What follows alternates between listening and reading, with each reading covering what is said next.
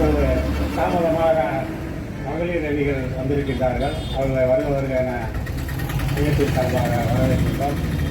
மற்றபடியாக திண்டுக்கல்லில் இருந்து பாஸ்கரன் அவர்கள் வந்திருக்கிறார். அவர்களை வருக என வரவேற்கின்றோம்.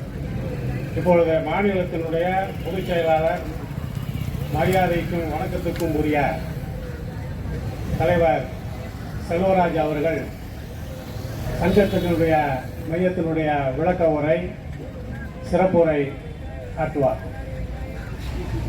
பங்கேற்றிருக்கிற சகோதர சகோதரிகளே, நண்பர்களே, தோழர்களே, நம்முடைய அமைப்பினுடைய தலைவர் மரியாதைக்குரிய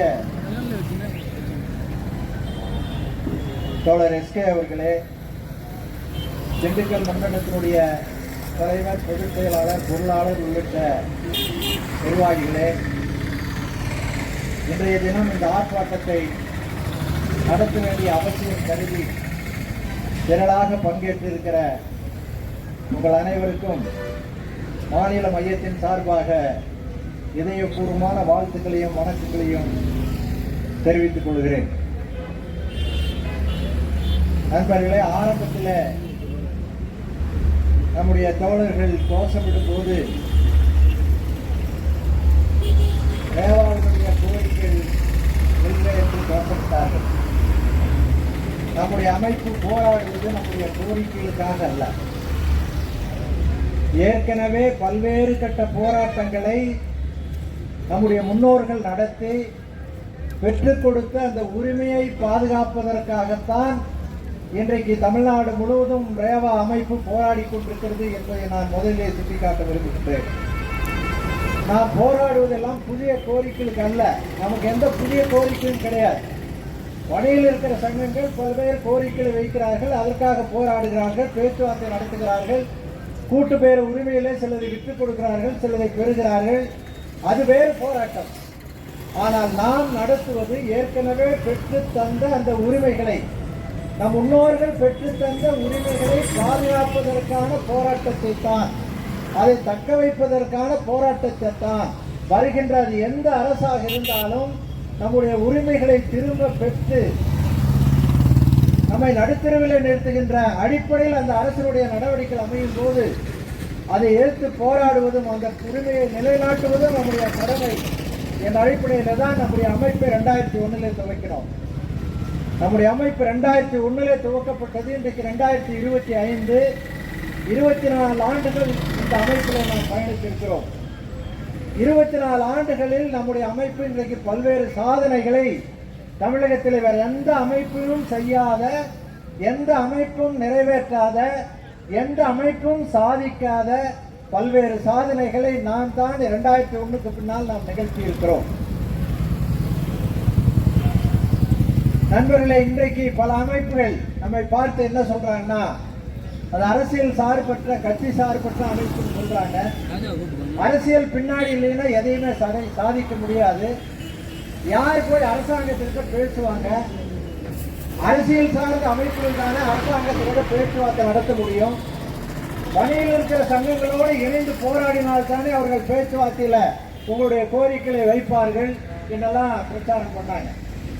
கடந்த காலத்தில் தமிழ்நாட்டில் ஏற்பட்ட ஒரு மிக எழுச்சி மிக்க போராட்டத்தை நாம் கண்கூண்டாக அனுபவித்தோம். உச்சநீதிமன்றம், மத்திய அரசும் இந்த ஜல்லிக்கட்டை நிறுத்தின போது சென்னை மெரினா கடற்கரையில் இருந்து தமிழகம் முழுவதும் எல்லா மாவட்டங்களிலும், எல்லா சிற்றூர்களிலும் மக்கள் தன்னெழுச்சியாக திரண்டு வந்து தொடர்ந்து போராடி உச்சநீதிமன்றத்திலேயே அந்த சட்டத்தை ரத்து செய்து வைத்த நடவடிக்கை என்பது ஒரு சரித்திரம் என்பது தமிழ்நாட்டில் நிகழ்த்தப்பட்டிருக்கிறது. எந்த அரசியல் அமைப்பு அவர்களுக்கு வழிகாட்டினார்கள்? உச்சநீதிமன்றத்தினுடைய உத்தரவை எதிர்த்து, மத்திய அரசாங்கத்தினுடைய உத்தரவை எதிர்த்து தமிழ்நாடு முழுவதும் சாதாரண கிராமங்களிலே இருக்கிற மக்கள் வரை, நகரங்களிலே இருக்கிற மக்கள் வரை எல்லோரும் ஒரு மையமான இடத்தில் ஒன்று கூடி போராடி அந்த சட்டத்தை, மத்திய அரசாங்கத்தினுடைய சட்டத்தை திரும்ப பெற்று மதுரை மாவட்டத்தில் மட்டுமல்ல இன்றைக்கு தமிழகம் முழுவதும் அந்த ஜல்லிக்கட்டு இயக்கத்தை தொடர்ந்து நடத்துவதற்கான நடவடிக்கை எடுத்தது அந்த எழுச்சிமிக்க மக்கள் போராட்டம். எந்த அரசியல் அமைப்பு அவருக்கு வழிகாட்டியது? மக்கள் தன்னெழுச்சியாகத்தானே தெருவில் வந்தார்கள். யாரும் அவர்களுக்கு வழிகாட்டவில்லையே. ஆகவே 2001 நாமும் அப்படித்தான் நம்முடைய அமைப்பு ஆரம்பிக்கும் போதே பணியில் இருக்கும்போது பல அமைப்பின் கீழ் பல வண்ணங்களில் பல கொடிகள் ஐநா சபையில் பறக்கிற மாதிரி கொடிய வரிசையை பறந்துட்டு இருக்கோம். அதுல பல்வேறு அமைப்பின் கீழ் இந்த பணியாற்றி இருக்கிறோம். ஓய்வெற்றதற்கு பின்னால் நமக்கு எல்லாம் ஒன்றுதான், ஓய்வூதியம், அதற்கான உரிமைகள். அதை மட்டும் போராடுவதற்கு தனி அமைப்பு தேவையில்லை. ஆக எல்லோரும் இணைந்து ஒரு அமைப்பை உருவாக்குவோம். அந்த அமைப்பில் எந்த பேதம் இல்லாமல், சங்க பேதம் இல்லாமல், கட்சி மாறுபாடு இல்லாமல், கலர் வித்தியாசம் இல்லாமல் ஒன்றிணைந்து போராடுவோம் என்றுதான் இந்த அமைப்பை உருவாக்கினோம். அன்றைக்கு தெளிவாக நம்முடைய அமைப்பின் சார்பாக ஒரு வாக்குறுதியை கொடுத்தோம். இந்த அமைப்பு இறுதி வரை எந்த அமைப்பையும் சாராது, யாருடைய கட்டுப்பாட்டுக்குள்ளும் இயங்காது, யாரும் நம்மை அதிகாரம் செய்ய முடியாது, அவருடைய கருத்தை இந்த அமைப்புக்குள் திணிக்க முடியாது. ஆக இது ஓய்வெற்ற தொழிலாளிகளுடைய உரிமைகளுக்காக போராடுகிற அமைப்பு என்ற அடிப்படையிலே தான் நம்முடைய அமைப்பை துவங்கினோம். இன்றும் அப்படித்தான் நடந்து கொண்டிருக்கிறோம். எதிர்காலத்திலும் இந்த அமைப்பு இருக்கிற வரை அதை நோக்கித்தான் பயணிக்கும் என்று இந்த நேரத்தில் மையத்தின் சார்பாக நான் தெரிவித்துக் கொள்ள விரும்புகின்றேன். நண்பர்களை, நீங்க இதுல உட்கார்ந்துருக்கீங்க. 2017க்கு முன்னாடி ஓய்வு பெற்றவங்க எத்தனை பேர் இருக்கிறீங்க? கைது. இவர்களுக்கெல்லாம் 2017 அந்த போராட்டத்தினுடைய அனுபவத்தை அனுபவித்தவர்கள். அதற்கு பின்னால் ஓய்வு பெற்றவர்களுக்கு அந்த அனுபவம், அந்த சிரமம், அந்த கஷ்டம், அந்த சாதனை அவர்களுக்கு அறிவதற்கான வாய்ப்பு இல்லை. ஆணும் பெண்ணுமாக 2017 அன்றைக்கு இருந்த அண்ணா திராவிட முன்னேற்ற அரசு ஓய்வூதியத்தை ஜனவரி, பிப்ரவரி, மார்ச் மாதங்களில் தவணையாக வழங்கினார்கள். 2 தவணையாக வழங்கினார்கள். இறுதியில் பென்ஷனை நிறுத்திட்டான். 13ஆம் தேதி வரைக்கும் பென்ஷன் போடல. ஆகவே பென்ஷன் போடாத போது என்ன நடவடிக்கை எடுப்பது, அதை எதிர்த்து என்று நம்முடைய மாநில மையம் பேசி முடிவெடுத்து தமிழகத்தினுடைய சரித்திரத்திலேயே, வரலாற்றிலேயே எந்த அமைப்பும் நடத்தாத ஒரு போராட்டத்தை நம்முடைய மாநில மையம் திட்டமிட்டது.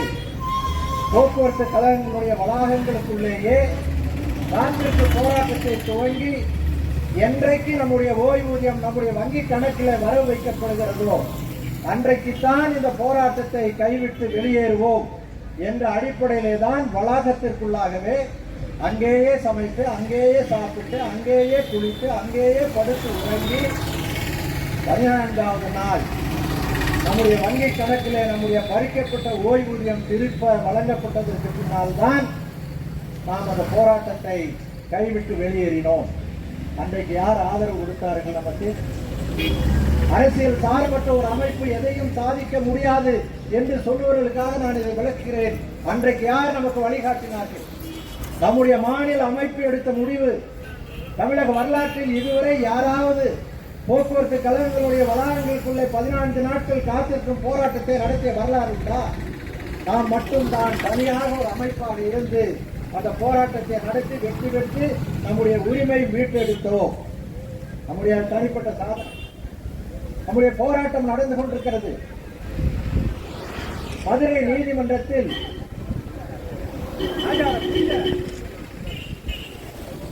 நீதிமன்றத்தில் ஏற்கனவே ஒப்பந்த உயர்வுகள் அரசு ஊழியரை போல, ஆசிரியரை போல, மின்வாரிய ஊழியர்களை போல ஒப்பந்த உயர்வுகள், பே கமிஷனுடைய உயர்வுகள் அவர்களுக்கு வழங்குவோர் போக்குவரத்தில் ஓய்வற்ற தொழிலாளிகளுக்கு வழங்க வேண்டும் என்பதற்காக 2012 மதுரை உயர் நீதிமன்றத்தில் நாம் வழக்கு தொடுத்தோம். அந்த வழக்கு அன்றைக்கு வாய்தா வருகிறது. எப்போது? நாம் 14 நாள் போராட்டம், 14 நாட்கள் நாம் போராடி கொண்டிருந்த போது அந்த வழக்கு வாய்தா வருகிற போது நம்முடைய வழக்கறிஞர் எழுந்து நீதிபதி அவர்களிடத்தில், நீதிபதி அவர்களே, ஒப்பந்த உயர்வு சம்பந்தமான வழக்கு இந்த வழக்கு. ஆனால் இன்றைக்கு வரைக்கும் 5ஆம் தேதி 10ஆம் தேதி வரவு வைக்க வேண்டிய ஓய்வூதியர்களுக்கான, போக்குவரத்து ஓய்வூதியர்களுக்கான ஓய்வூதியம் இன்றைக்கு வரைக்கும் அவருடைய கணக்கில் வரவு வைக்கப்படவில்லை. இந்த மாதத்தினுடைய ஓய்வூதியத்தை அவர்களுக்கு வழங்கவில்லை. அவர்கள் எல்லாம் பட்டினி, அவருடைய குடும்பம் பட்டினி கிடக்க வேண்டிய ஒரு சூழ்நிலையை இன்னைக்கு இந்த அரசு ஏற்படுத்தி இருக்கிறது. ஆகவே அதை பற்றியான உத்தரவை நீங்கள் போட வேண்டும் என்று நம்முடைய வழக்கறிஞர் கேட்டபோது நீதிபதி அவர்கள் நீதிமன்ற வளாகத்திலேயே அமைந்து அதற்கான ஒரு மனுவை நீங்கள் சமர்ப்பியுங்கள், உடனடியாக நான் உத்தரவு போடுகிறேன் என்று சொன்னார். உடனடியாக நம்முடைய வழக்கறிஞர் நீதிமன்ற வளாகத்திலேயே அமர்ந்து கையால் ஒரு மனுவை எழுதி நீதிமன்றத்தில் நீதிபதியிடம் கொடுத்த உடனே நீதிபதி அவர்கள் உத்தரவிட்டார்கள். அது வரைக்கும் நம்முடைய பென்ஷன் எப்போ போடுவான்னு தெரியாது. 12ஆம் தேதியா, 13ஆம் தேதியா, 14ஆம் தேதியா, இதெல்லாம் நம்முடைய அமைப்பு கடந்து வந்த சாதனைகள், வரலாறு. ஏன் நான் உங்களுக்கு திரும்ப சொல்லுகிறேன் என்று சொன்னால், நம்முடைய வரலாற்றை நாம் தெரிந்து கொள்ளவில்லை என்று சொன்னால், எதிரி நம் மீது தாக்குதல் தொடுக்கும் போது நாம் எந்த அடிப்பில் நம்முடைய பயணத்தில் நடந்து வந்திருக்கிறோம் என்ற அந்த உண்மையான உணர்வு நமக்கு இருந்தால்தான் எதிரிகளுடைய அந்த சவால்களை நாம் சந்திக்க முடியும். ஆகவே நீதிபதி அவர்கள் அன்றைக்கு வரைக்கும் ஓய்வூதியம் எப்போது நம்முடைய வங்கி கணக்கில் கணக்கு வைக்கப்படும், வரவு வைக்கப்படும் என்று நமக்கு தெரியாது. ஆனால் அன்றைக்கு நீதிபதி அவர்கள் உத்தரவிட்டார்கள், எதிர் வருகின்ற மாதங்களில் 10ஆம் தேதி அன்றைக்கு போக்குவரத்து ஓய்வூதியத்தை வங்கி கணக்கில் வர வைப்பதற்கு நான் உத்தரவிடுகிறேன் என்று உத்தரவு போட்டார். அன்னையிலிருந்து தான் பென்ஷன் 10ஆம் தேதி நமக்கு வந்தது. நினைவூட்டுகிறேன். அதுவரை கலர்கள் வழங்கிட்டு இருந்தாங்க, ட்ரஸ்டுக்கு போய் அவங்களும் கரெக்டாக வழங்காமல் இருந்தாங்க. அந்த நீதிமன்ற உத்தரவுக்கு பின்னால் நீங்கள் உங்களுடைய வங்கி புத்தகத்தை எடுத்து நீங்கள் திருப்பி பார்த்தீங்கன்னா அதுக்கு பின்னாடி அந்த உத்தரவுக்கு பின்னால் தான் 10ஆம் தேதி அன்னைக்கு பென்ஷன் வர வைக்கப்பட்டது. நம்முடைய தனிப்பட்ட போராட்டம், நம்முடைய வழக்கு சொன்னார்கள். கிட்டத்தட்ட நான் 2008 ஓய்வு பெற்றேன். 2008 ஓய்வு பெற்று ஓய்வு பெறுகிற வரை 78 பணியில் சேர்ந்தேன். 80 ஒரு அமைப்பில் சேர்ந்தேன். அந்த அமைப்பு சம்பந்தமாக, அந்த அமைப்பினுடைய கொள்கைகள் சம்பந்தமாக, அந்த அமைப்புக்கு வழிகாட்டுகின்ற தலைவர்களுடைய கொள்கைகள் சம்பந்தமாக படித்து அந்த அமைப்பில் இணைந்து 2008 ஓய்வு இருக்கிற வரை போராடிட்டு இருந்தாங்க. இன்னைக்கு என்ன கஷ்டம்னா, இன்றைக்கு அந்த அமைப்பு செய்கிற தவறுகளை பொது வெளியில் விமர்சிப்பது என்பது மனசு கஷ்டமா இருக்கு. ஏன்னா அது வழி தவறி போய்கொண்டிருக்கிறது. அந்த அமைப்பு எந்த கொள்கைக்காக உருவாக்கப்பட்டதோ அதிலிருந்து வெளியேறி உலக தொழிலாளர்களே ஒன்று சேருங்கள் என்று ஆரம்பிக்கப்பட்ட ஒரு அமைப்பு இன்றைக்கு உலக தொழிலாளர்கள் இல்ல, போக்குவரத்து துறையில் ஓய்வு பெற்ற ஒரு அமைப்புல, ரேவா அமைப்பில் இருக்கிற எல்லா தொழிலாளர்களும் அந்த அமைப்பை உடைத்துக் கொண்டு எங்களுடைய அமைப்பில் வந்து சேருங்கள் என்று சொல்லுகின்ற ஒரு குறுகிய மனப்பான்மைக்கு இன்னைக்கு அந்த அமைப்பு சென்று கொண்டிருக்கிறது என்றால், அப்ப அவனுடைய கொள்கை என்ன, நடைமுறை என்ன, அதை விமர்சிப்பதற்கு நமக்கு கஷ்டமா இருக்கு. அவர் ஏற்றுக்கொண்ட கொள்கை அதாவது இந்திய நாட்டில் உலகத்தில் எப்படி புரட்சி நடந்ததோ அதே மாதிரி இந்திய நாட்டில் centre of Indian trade unions ஆரம்பிக்கும் போது அதனுடைய கொள்கை என்னவென்று சொன்னால், தொழிலாளி வர்க்கத்தினுடைய தலைமையில் இந்திய நாட்டில் ஒரு புரட்சி நடத்தி இந்திய நாட்டினுடைய அரசாங்கத்தை கைப்பற்றுவது என்பதுதான் சிஐடியினுடைய கொள்கை. அதை நடைமுறைப்படுத்துவதற்கான போராட்டம் சிஐடி அமைப்பு உருவானதிலிருந்து இன்றைக்கு வரைக்கும் அப்படிப்பட்ட போராட்டத்தை நடத்த முடிந்ததா, நடத்துவதற்கான வழிகளை பின்பற்றுகிறார்களா என்றெல்லாம் பார்க்கிற போது அது பொது வெளியில விமர்சிப்பதற்கு மனதில் ரொம்ப சிரமமாக இருக்கிறது. இருந்தாலும் கூட இன்றைக்கு அவர்கள் சொல்லுகிறார்கள், தேவாவிற்கு கோரிக்கை வைக்க தெரியாது, தேவாவிற்கு வழக்கு நடத்த தெரியாது, சிறந்த வழக்கறிஞர்களை அமைக்க மாட்டார்கள், வழக்கறிஞருக்கு காசு கொடுக்க மாட்டாங்க என்றெல்லாம் இன்றைக்கு பொது வெளியில பேசும்போது அதற்கு உரிய விளக்கத்தை நாம் சொல்ல வேண்டிய நிர்பந்தத்தை அவர்கள் உருவாக்குகிறார்கள். அதனால்தான் நான் சொன்னேன், நாம் மட்டும் தனியாக போராடினோம், நாம் மட்டும் தனியாக போராடி நம்முடைய உரிமையை மீட்டெடுத்தோம். மதுரையில நம்முடைய வழக்கின் மூலமாகத்தான் 10ஆம் தேதி ஓய்வூதியம் வழங்குவது என்று நீதிமன்றம் உத்தரவிட்டது. அதுக்கடுத்தது 2019ஆம் ஆண்டு 142 உத்தரவு. பின்னாடி வழக்கின் போது அதனுடைய விளக்கத்தை சொல்ல நான் விரும்புகின்றேன். சுட்டி காட்ட விரும்புவது என்னவென்று சொன்னால், 2019ஆம் ஆண்டு 27ஆம் தேதி அன்றைக்கு சென்னையில நான் ஒரு மிக சக்திமிக்க போராட்டத்தை 15,000 பேர் பல்லவன் சாலையில் திரண்ட ஒரு மிக பெரிய சக்திமிக்க போராட்டம். அந்த போராட்டத்தில் நம்முடைய உரிமைகளுக்காக போராடி கொண்டிருந்த போது அன்றைக்கு செயலாளராக இருந்த ராதாகிருஷ்ணன் அவர்கள் போக்குவரத்து செயலாளர் ராதாகிருஷ்ணன் அவர்கள் அன்றைக்கு செயலாளராக இருந்தார். போராட்டத்தினுடைய ஒரு கட்டத்தில் போராட்டம் மிக வீச்சாக நடந்து கொண்டிருக்கிறது. பல்லவன் சாலை போவதும் வருவதுமாக ஒட்டுமொத்தமாக வரலாற்றில் எந்த அமைப்பும் எந்த அரசியலமைப்பும் கூட பல்லவன் சாலை இரண்டு பக்கமும் ஸ்தம்பித்ததாக வரலாறு கிடையாது. சென்னையில் நாம் நடத்தின போராட்டத்தில் ரெண்டு பக்கம் அடைச்சிட்டாங்க. காவல்துறை விழுங்கி நின்று போக்குவரத்து செயலாளரிடத்தில் பேச்சுவார்த்தைக்கு நம்முடைய தலைவர்களை அழைத்துக்கிட்டார்கள். நீங்க சொல்றாங்க அரசியலமைப்பு பின்னாடி இருந்தாதான் உங்களை பேச்சுவார்த்தை கூப்பிடுவாங்க, பேச மாட்டாங்க. இதுவரை 3 முறை முதலமைச்சரை சந்தித்திருக்கிறோம். கடந்த ஆட்சியின் போது விஜயபாஸ்கர் அவர்களை 3 முறை சந்தித்து பேசியிருக்கிறோம். இந்த ஆட்சியின் போதும் போக்குவரத்து அமைச்சரை சந்தித்து நம்முடைய கோரிக்கைகள் எல்லாம், நம்முடைய உரிமைகள் பறிக்கப்படுவதை தடுத்து நிறுத்த வேண்டும் என்று நாம் கோரிக்கை விட்டு பேசியிருக்கிறோம். ராதாகிருஷ்ணன் அவர்கள் குறைந்தபட்சம் 4 மணி நேரம் பேசணும். 4 மணி நேரம் நம்முடைய உரிமைகள் சம்பந்தமாக 4 மணி நேரம் பேசினோம். இதுவரைக்கும் போக்குவரத்து துறையில பணியாற்றிய அனைத்து செயலாளர்களை விட இந்த போக்குவரத்து துறையை பாதுகாப்பதற்கான நடவடிக்கைகளை ஆளிருந்து ஆனா வரைக்கும் எடுத்து வைத்தது அவர் ஒருத்தர் தான், ராதாகிருஷ்ணன் ஒருத்தர் தான்.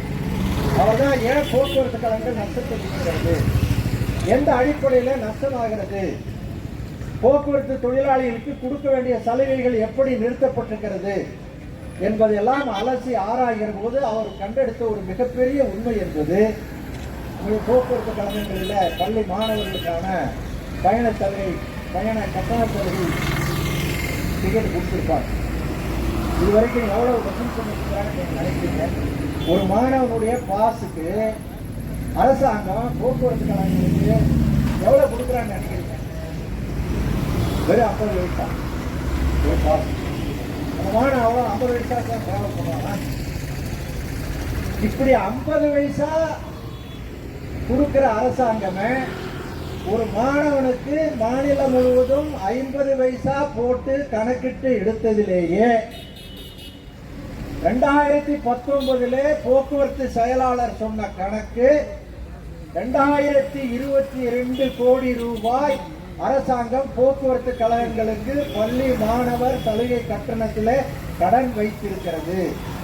அந்த 2022 கோடியை கொடுத்தாலே இன்றைக்கு ஓய்வு பெற்ற தொழிலாளிகளுக்கான பணப்பலன்களை கொடுத்துருவேன், டிஏவை அப்டேட் பண்ணிடுவேன், மருத்துவ காப்பீட்டை நடைமுறைப்படுத்திடுவேன், அதற்கான சண்டையை நான் நடத்தி கொண்டிருக்கிறேன் என்று அதற்கான ஆதாரங்களை நம்முடைய தலைவருக்கு எடுத்து கொடுத்தார். எந்த செயலாளரும் கொடுக்கல இதுவரை. அவர் தான் ஏட்டு கணக்கு போட்டார், கணக்கு போட்டு சொன்னார்.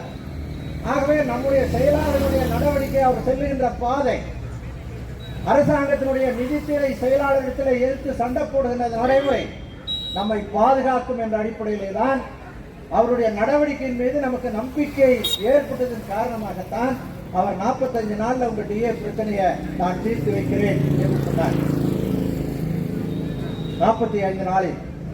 அதே மாதிரி மருத்துவ காப்பீட்டு திட்டத்தை 75 நாள் டைம் கேட்டார். ஏன்னு கேட்டா இது சமூக நலத்துறையிடம் பேச வேண்டியிருக்கு, அவரோடு பேசித்தான் அந்த திட்டத்தை உருவாக்க வேண்டியது இருக்கிறது. ஆகவே அதற்கான கொஞ்சம் கூடுதல் நேரம் வேணும். 2. 3வது, ஆண்டுக்கு 2 முறை அந்தந்த போக்குவரத்து கழகங்களுடைய தலைமையகங்களில் குறைதீர்ப்பு கூட்டம், ஓய்வு பெற்றவருக்கு என்ன குறை இருக்கிறது என்பதை நேரடியாக நம்முடைய அட்மினிஸ்ட்ரேட்டிவ் பொறுப்பாட்சியர் கலந்து கொள்கின்ற பொறுப்பாட்சியரும் நிர்வாக இயக்குநரும் நிர்வாகம் கலந்து கொள்கின்ற குறைதீர்ப்பு கூட்டத்தை ஆண்டுக்கு 2 முறை எல்லா கழகங்களுடைய தலைமையகத்திலும் நடத்துகிறேன் என்று 3 வாக்குறுதியை